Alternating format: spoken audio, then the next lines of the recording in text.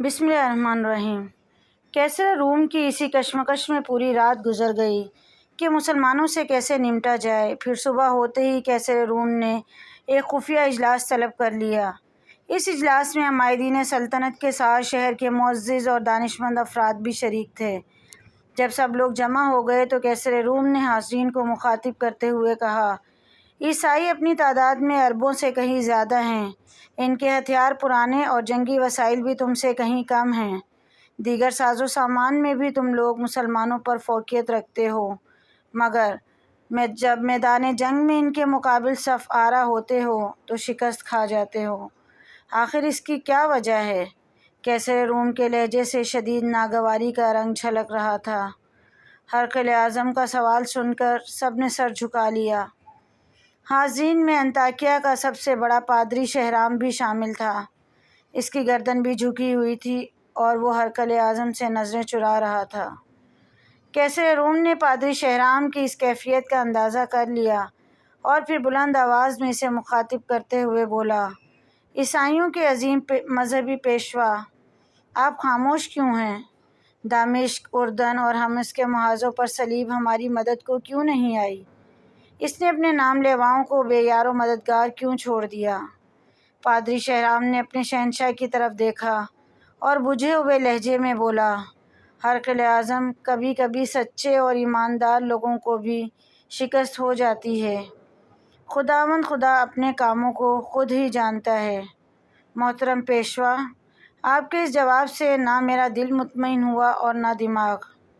کہیں کوئی نہ کوئی خرابی ضرور موجود ہے جس پر مصلحت اور خاموشی کا پردہ ڈالا جا رہا ہے۔ کیسر روم کی بات سن کر حاضرین کی گردنوں کا خم کچھ اور نمایاں ہو گیا۔ کچھ دیر تک دربار کی فضا پر گہرا سناٹا طاری رہا۔ پھر ایک شخص اپنی نشست پر کھڑا ہوا۔ یہ انطاکیہ کا ایک معزز اور نیک نام عیسائی ایمن تھا۔ اس نے پروقار لہجے میں کیسر روم کو مخاطب کرتے ہوئے کہا، آپ نے سچ فرمایا کہ ہم میں کہیں نہ کوئی خرابی ضرور موجود ہے جس کی وجہ سے یہ ذلت اور شکست ہمارا مقدر بنی ہے۔ آج میں اس خرابی کو اس مجلس خاص میں سننا پسند کروں گا۔ کیسر روم کے لہجے سے بدستور تلخی چھلک رہی تھی۔ ہرقل اعظم، اس بات کا یقین دلائیں کہ مجھے سچ بولنے کی سزا نہیں دی جائے گی۔ ایمن کے چہرے سے ہلکا سا خوف جھلک رہا تھا۔ آج تمہاری زبان پر کوئی پابندی نہیں، کیسر روم نے پرجلال لہجے میں کہا، جو کچھ تمہیں کہنا ہے بے خوف ہو کر کہہ ڈالو۔ تمہارے لیے امان ہے، سلامتی ہے۔ کیسر روم کی طرف سے اجازت ملتے ہی ایمن نے انتہائی پرسوز لہجے میں کہنا شروع کیا، ہرقل اعظم کو معلوم ہونا چاہیے کہ دمشق، اردن اور حمص سے آنے والے عیسائیوں کی جماعت کا ہر فرد جھوٹا ہے۔ یہ کہہ کر ایمن چند لمحوں کے لیے خاموش ہو گیا اور حاضرین مجلس کی دلی کیفیات کا جائزہ لینے لگا۔ اس خفیہ اجلاس میں موجود ہر فرد کے چہرے پر ایمن کے لیے نفرت کا رنگ چھلک رہا تھا، مگر کیسر روم کے چہرے پر غیر معمولی سنجیدگی طاری تھی۔ اس نے بڑے تحمل کے ساتھ اپنا دایاں ہاتھ بلند کرتے ہوئے کہا، ایمن، تم اپنا بیان جاری رکھو۔ دمشق اور اردن میں میرے بھی کچھ قریبی عزیز اور دوست رہتے ہیں۔ ان میں خوبصورت جوان عورتیں اور نوخیز دوشیزائیں بھی شامل ہیں۔ 2 ہفتے پہلے ہی میرا ایک دوست انطاکیہ سے آیا تھا۔ اس نے مقدس باپ اور بیٹے کی قسم کھا کر بتایا کہ ان علاقوں میں تمام عیسائیوں کی جان و مال اور عزت و آبرو مکمل طور پر محفوظ ہے۔ ایک بار پھر حاضرین مجلس کے چہروں کے رنگ بگڑ گئے۔ وہ ایمن کی زبان سے مسلمانوں کی وحشت و درندگی کے فرضی افسانے سننا چاہتے تھے، مگر جب ایمن نے اپنے ایک دوست کے حوالے سے مقدس باپ اور بیٹے کو درمیان میں لا کر مسلمانوں کی بے مثال رواداری اور کریمانہ عمل کا ذکر کیا تو ان کے سینوں میں نفرت و عصبیت کی آگ کے شعلے بھڑک گئے۔ اس کے برعکس کیسر روم کے چہرے پر حیرت و سکوت کا رنگ نمایاں تھا۔ ایمن نے مختصر سے سکوت کے بعد دوبارہ سلسلہ کلام جوڑتے ہوئے کہا، ہرقل اعظم، میں نہایت اذیت و کرب اور ندامت کے ساتھ اس حقیقت کا انکشاف کر رہا ہوں کہ ہم میں سے اکثر لوگ شراب پیتے ہیں، دن رات بدکاریوں میں مبتلا رہتے ہیں، وعدہ کر کے بڑی بے حیائی سے اسے توڑ دیتے ہیں، ضعیفوں کو ستاتے ہیں اور کمزوروں پر ظلم ڈھاتے ہیں۔ اس کے برعکس مسلمانوں کا یہ حال ہے کہ جب کسی سے عہد کر لیتے ہیں تو اسے نبھانے کے لیے اپنی جان تک دے دیتے ہیں۔ ان کا اخلاق ہم سے کہیں زیادہ بلند اور ان کا سلوک ہم سے کہیں زیادہ بہتر ہے۔ وہ رات کو عبادت کرتے ہیں اور دن میں روزہ رکھتے ہیں۔ وہ کسی پر ظلم نہیں ڈھاتے بلکہ اپنے بدترین دشمنوں کو بھی معاف کر دیتے ہیں۔ ان کے یہاں رنگ و نسل اور قبیلہ و خاندان کی کوئی تفریق نہیں، وہ سب آپس میں برابر ہیں۔ اس لیے مسلمانوں کے ہر کام میں جوش اور استقلال ہوتا ہے۔ اگر ہم نے دمشق، اردن اور حمص کی شکست سے سبق حاصل کر کے اپنے کردار نہیں بدلے تو ایمن نے جان بوجھ کر اپنی بات ادھوری چھوڑ دی تھی، مگر کیسر روم کے ساتھ تمام حاضرین مجلس بھی سمجھ گئے تھے کہ وہ کیا کہنا چاہتا ہے۔ پھر وہی ہوا جس کی طرف ایمن نے اشارہ کیا تھا۔ رومی عیسائیوں نے اپنی عادتیں نہیں بدلیں، یہاں تک کہ اللہ تعالیٰ نے ان کی حکومت بدل ڈالی۔ مسلمانوں کی مسلسل فتوحات کی خبریں سن کر کیسر روم گھبرا گیا اور پھر اس نے بڑی عجلت کے ساتھ شام چھوڑ کر قسطنطنیہ جانے کا فیصلہ کر لیا۔ جب انطاکیہ اور گرد و نواح کے عیسائیوں کو بادشاہ کے ارادے کی اطلاع ملی تو وہ قطار در قطار محل کے صدر دروازے پر جمع ہو کر گریہ زاری کرنے لگے۔ یہ منظر دیکھ کر کیسر روم کی مذہبی غیرت نے جوش مارا اور پھر اس نے مسلمانوں سے مقابلے کا اعلان کر دیا۔ فوراً ہی برق رفتار قاصدان علاقوں کی طرف روانہ ہو گئے جو کیسر روم کے زیر نگین تھے۔ ہرقل اعظم نے تمام عیسائی حکمرانوں کے نام ایک ہی فرمان جاری کیا تھا کہ عیسائیت کو مسلمانوں سے شدید خطرہ لاحق ہے، صلیب تمہیں پکار رہی ہے۔ کیسر کے اس فرمان نے عیسائیوں کے ذہنی مذہبی جذبات میں آگ لگا دی اور وہ طوفان برق و باد کی طرح انطاکیہ پہنچ گئے۔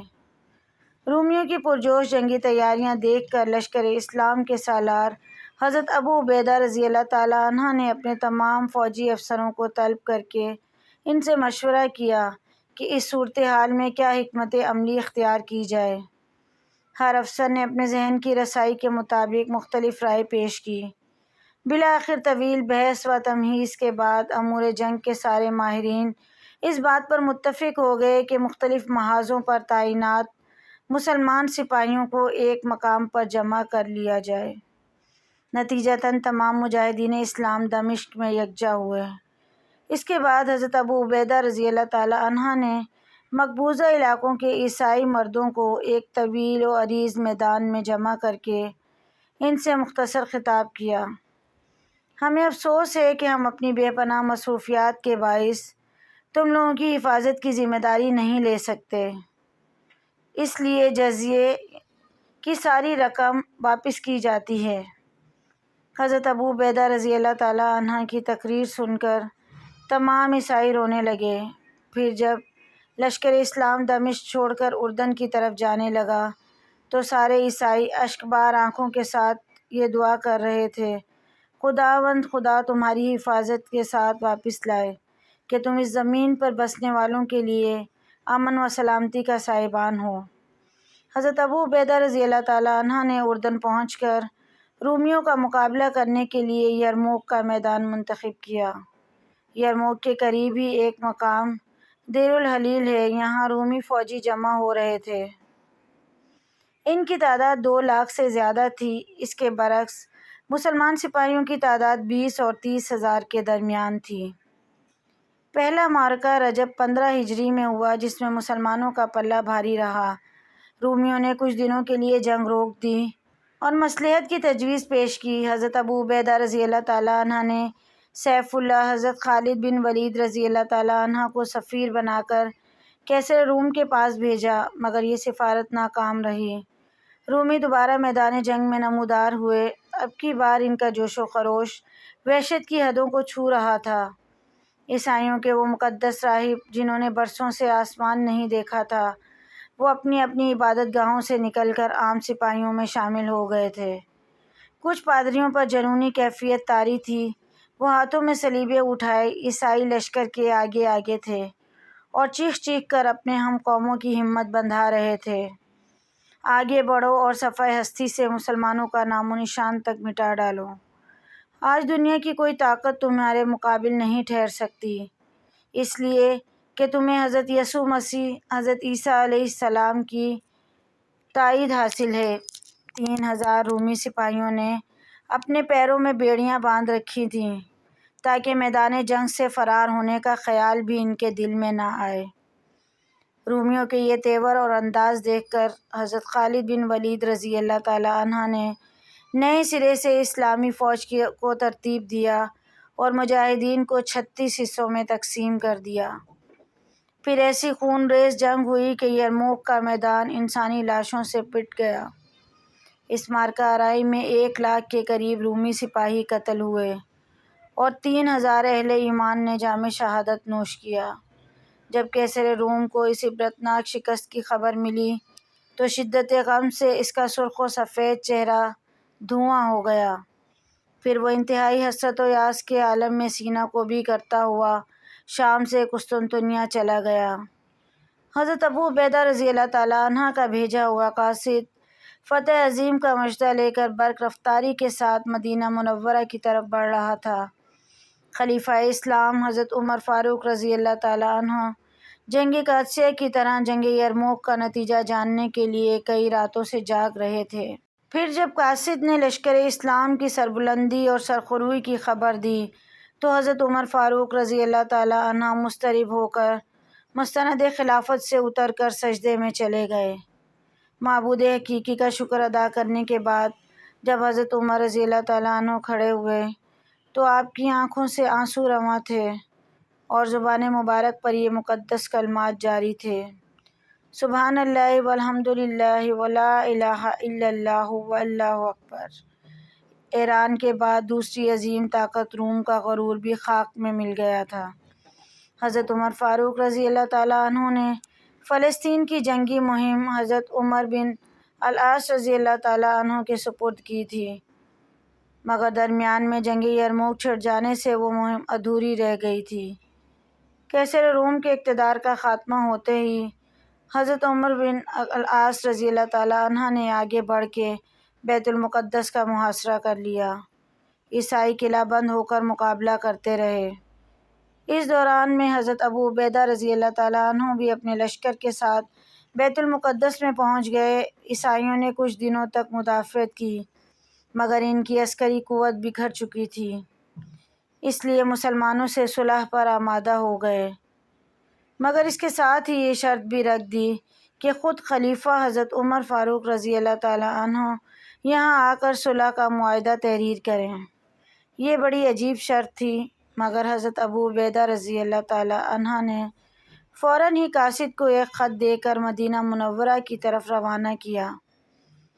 خط میں یہ عبارت درج تھی: اگر خلیفہ بنفس نفیس یہاں تشریف لے آئیں تو بیت المقدس جنگ و جدل اور خون ریزی کے بغیر مسلمانوں کے قبضے میں آ سکتا ہے۔ حضرت عمر فاروق رضی اللہ تعالیٰ عنہ نے جب حضرت ابو عبیدہ رضی اللہ تعالیٰ عنہ کا خط پڑھا، حضرت عثمان غنی رضی اللہ تعالیٰ عنہ اور حضرت علی رضی اللہ تعالیٰ عنہ سے مشورہ کر کے بلا تاخیر فلسطین کے سفر پر روانہ ہو گئے۔ آسمان کی آنکھ نے ایسا منظر نہ کبھی پہلے دیکھا تھا اور نہ ہی آئندہ کبھی دیکھے گی۔ حضرت عمر فاروق رضی اللہ تعالیٰ عنہ اس حالت میں مدینہ منورہ سے روانہ ہوئے کہ ستوؤں کا ایک تھیلا، ایک اونٹ، ایک غلام اور ایک لکڑی کا پیالہ آپ کا سامان سفر تھا۔ نہ چھتر شاہی، نہ فوج کثیر، نہ طبل، نہ علم اور نہ محافظ و نقیب۔ کیسر و کسریٰ کے تاج جس کے قدموں کا غبار بن چکے تھے، یہ اس عظیم فاتح کا سفر تھا۔ کبھی غلام اونٹ کی مہار پکڑ کر چلتا اور حضرت فاروق اعظم رضی اللہ تعالیٰ عنہ اونٹ کی پشت پر سوار ہوتے، اور کبھی غلام اونٹ پر سوار ہوتا اور حضرت فاروق اعظم اونٹ کی مہار پکڑ کر آگے چلتے۔ یہ 18 ہجری رجب کا مہینہ تھا جابیہ کے مقام پر اسلامی فوج کے اعلیٰ افسروں نے حضرت عمر فاروق رضی اللہ تعالیٰ عنہ کا استقبال کیا۔ اس وقت یہ فوجی افسر ایران کے قیمتی ریشمی کپڑوں کی قبائیں پہنے ہوئے تھے۔ انہیں دیکھ کر حضرت عمر فاروق رضی اللہ تعالیٰ عنہ غضبناک ہو گئے۔ تم لوگوں نے اتنی جلدی اسلامی سادگی کو چھوڑ کر اجمیوں کی عادتیں اختیار کر لیں۔ فوجی افسران نے ریشمی قباؤں کے دامن اٹھا کر دکھائے جن کے نیچے جنگی ہتھیار موجود تھے۔ حضرت عمر فاروق رضی اللہ تعالیٰ عنہ خاموش ہو گئے۔ بیت المقدس کے عیسائی رئیس بھی جابیہ پہنچ گئے۔ پھر اسی مقام پر وہ تاریخ ساز معاہدہ کیا گیا جس میں تحریر تھا: یہ وہ امان ہے جو اللہ کے غلام خلیفہ عمر نے ایلیہ کے لوگوں کو دی۔ یہ امان ان کی جان، مال، گرجا، صلیب، تندرست، بیمار اور ان کے تمام مذہب والوں کے لیے ہے۔ ان کے گرجاؤں میں نہ سکونت اختیار کی جائے گی اور نہ وہ ڈھائے جائیں گے، یہاں تک کہ ان کے احاطے اور چار دیواریاں بھی محفوظ رہیں گی۔ نہ ان کی صلیبوں کو نقصان پہنچایا جائے گا اور نہ ان کے مال میں کچھ کمی کی جائے گی۔ مذہب کے بارے میں ان پر کوئی جبر نہیں کیا جائے گا۔ واضح رہے کہ ایلیہ میں ان لوگوں کے ساتھ یہودی رہنے نہیں پائیں گے۔ ایلیہ والوں پر فرض ہے کہ وہ دوسرے شہروں کی طرح جزیہ ادا کریں اور یونانیوں کو اپنے علاقے سے نکال دیں۔ ان یونانیوں میں سے جو شہر سے نکلے گا اس کی جان و مال کی حفاظت کی جائے گی جب تک وہ اپنی جائے پناہ پر نہ پہنچ جائے، اور ان میں سے جو ایلیہ ہی میں سکونت اختیار کرنا چاہے تو اس کے لیے بھی امان ہے، مگر اسے ایلیہ والوں کی طرح جزیہ دینا ہوگا۔ ایلیہ والوں میں سے جو شخص اپنی جان و مال لے کر یونانیوں کے ساتھ نکل جانا چاہے تو وہ بھی محفوظ ہے۔ اس تحریر پر اللہ، رسول، خلفاء اور مسلمانوں کا ذمہ ہے، بشرطیہ کہ یہ لوگ مقررہ جزیہ ادا کرتے رہیں۔ اس معاہدے پر خالد بن ولید رضی اللہ تعالیٰ عنہ، عمر بن العاص رضی اللہ تعالیٰ عنہ، عبد الرحمن بن عوف اور معاویہ بن ابو سفیان رضی اللہ تعالیٰ عنہ گواہ ہیں۔ یہ معاہدہ 18 ہجری میں تحریر کیا گیا۔ اس معاہدے کی تکمیل کے بعد حضرت عمر فاروق رضی اللہ تعالیٰ عنہ بیت المقدس کی جانب روانہ ہوئے۔ اسلام کے اس عظیم فاتح کا لباس اتنا معمولی اور فرسودہ تھا کہ اسے دیکھ کر مسلمان فوجیوں کو شرم محسوس ہونے لگی، اس خیال سے کہ خلیفہ کو اس لباس میں دیکھ کر عیسائی کیا کہیں گے۔ حضرت ابو عبیدہ رضی اللہ تعالیٰ عنہ نے ترکی گھوڑا اور قیمتی پوشاک حضرت عمر رضی اللہ تعالیٰ عنہ کی خدمت میں پیش کی۔ حضرت عمر فاروق رضی اللہ تعالیٰ عنہ نے فرمایا: اللہ نے جو ہم کو عزت بخشی ہے وہ اسلام کی عزت ہے اور وہی ہمارے لیے کافی ہے۔ پھر فاتح ایران و روم یہی بوسیدہ لباس پہنے ہوئے بیت المقدس میں داخل ہوئے۔ سب سے پہلے مسجد اقصیٰ میں حاضر ہوئے اور چند آیات قرآنی پڑھ کر محراب داؤد علیہ السلام کے قریب طویل سجدہ ادا کیا۔ اللہ تعالیٰ نے مسلمانوں سے کیا ہوا وعدہ پورا کر دیا تھا کہ اگر تم مومن ہو تو پھر تم ہی دنیا پر غالب رہو گے۔ صوبہ تکریت اور الجزیرہ شام اور عراق کے درمیان واقع تھے۔ بیت المقدس کی فتح کے بعد شکست خوردہ ایرانی اور رومی انہی دونوں مقامات پر جمع تھے اور اپنے عقائد کے اختلاف کے باوجود مسلمانوں کے خلاف متحد ہو کر ہنگامہ آرائی کرنے لگے۔ حضرت عمر فاروق رضی اللہ تعالیٰ عنہ کی ہدایت کے مطابق حضرت سعد بن ابی وقاص رضی اللہ تعالیٰ عنہ نے 5000 سپاہیوں کے ساتھ قلعہ تکریت کا محاصرہ کر لیا۔ پھر ایک خونریز جنگ کے بعد اسلامی لشکر نے تکریت پر قبضہ کر لیا۔ بہت ہی مختصر تعداد میں ایرانی اور رومی اپنی جانیں بچا کر فرار ہو سکے، باقی سب کے سب موت کی خوراک بن گئے۔ اسلامی پرچم مزید بلند ہوا اور قسطنطنیہ میں بیٹھے ہوئے مغرور عیسائی بادشاہ قیصر روم کو ایک اور صدمہ برداشت کرنا پڑا۔ پھر وقت اپنی مقررہ رفتار سے گزرتا رہا اور اسلامی سلطنت سیاسی نشیب و فراز سے دوچار ہوتی رہی، یہاں تک کہ 5 صدیاں گزر گئیں۔ یہ 532 ہجری کی ایک تاریک رات کا واقعہ ہے۔ اس وقت نجم الدین ایوب قلعہ تکریت کا حاکم تھا۔ نجم الدین ایوب آسائش اور وقار، عزت و وقار کی زندگی گزار رہا تھا۔ کہ اچانک بدبختی اس کے خاندان پر سایہ فگن ہو گئی۔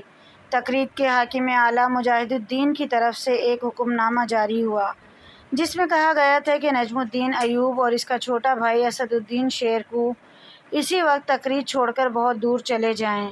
جب نجم الدین ایوب انتہائی شکستگی کے عالم میں سامان سفر باندھ رہا تھا، اسی وقت محل میں ایک نومولود بچے کی چیخیں سنائی دینے لگیں۔ دنیا میں آنے والا یہ بچہ تقریب کے معزول حاکم نجم الدین ایوب کا فرزند تھا۔ کچھ دیر بعد ایک کنیز بچے کو لیے ہوئے نجم الدین ایوب کی خدمت میں حاضر ہوئی۔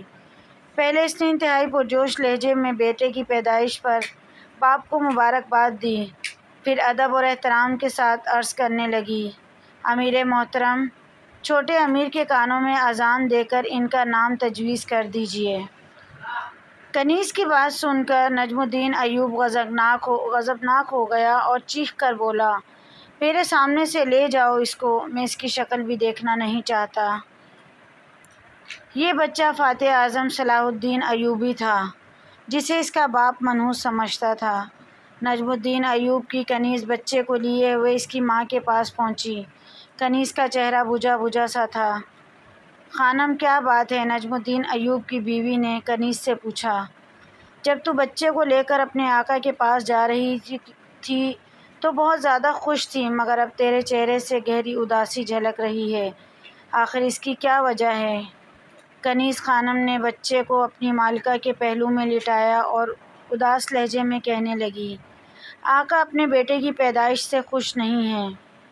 نجم الدین ایوب کی بیوی کے چہرے پر حیرت و فکر کے سائے لرزنے لگے۔ آخر میرے بچے میں کیا خرابی ہے؟ وہ خوبصورت ہے، اس کے ہاتھ پاؤں سلامت ہیں۔